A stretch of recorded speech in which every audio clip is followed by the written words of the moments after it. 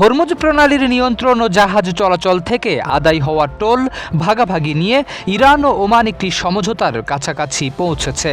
মঙ্গলবার বিষয়টি সম্পর্কে অবগত একাধিক কর্মকর্তার বরাত দিয়ে মার্কিন সংবাদ মাধ্যম নিউ ইয়র্ক টাইমস জানিয়েছে, সম্ভাব্য এই চুক্তির আওতায় হরমুজ প্রণালী পুনরায় পুরোপুরি চালু হবে।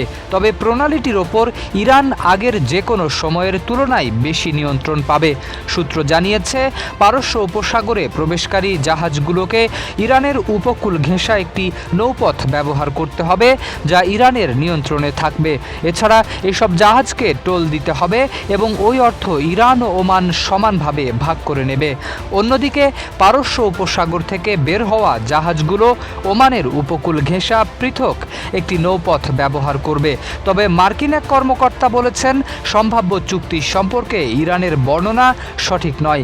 তার দাবি, এই ব্যবস্থার আওতায় চালু হতে যাওয়া নৌপথগুলো হবে অস্থায়ী এবং সেগুলো ব্যবহারের জন্য ইরানের অনুমতি নেওয়া বা কোনো ধরনের টোল কিংবা ফি পরিশোধের প্রয়োজন হবে না।